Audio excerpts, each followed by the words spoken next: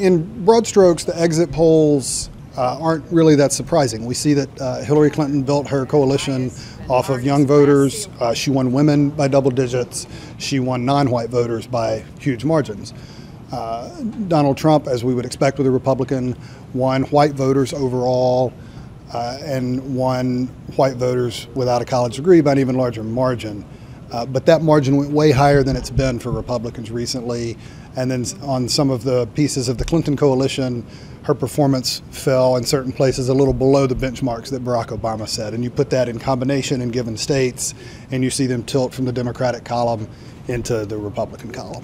White voters with a college degree got a lot of attention. Secretary Clinton's campaign thought that she could eat into the usual Republican advantage there in several states. You know, the proverbial soccer mom in the suburbs of Charlotte, North Carolina, or Atlanta, Georgia, or Columbus, Ohio. And we did see some of that. There are some places where he may have underperformed in some of those suburban counties, but not by these compelling margins that just jumped off the page. One thing that might be a little bit of a cognitive dissonance, if you will, in the electorate, when you drill down into the exit polls, you see that a sizable majority of the electorate said they do not believe Donald Trump has the temperament to serve as President of the United States, yet he will be the 45th president. What you see is that about 7 out of 10 voters express some level of dissatisfaction with the performance of the federal government, the direction of the country. About a quarter of the electorate even embraced the word anger. So they were angry at the state of affairs.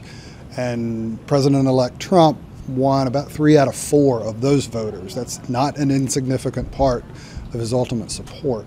And what you see is these competing answers is that this frustration with Washington outweighed any concerns they had about Donald Trump as an individual. The mere fact of him being an outsider, the mere fact of him quite literally shaking the foundations of this city were enough to paper over any of those other concerns.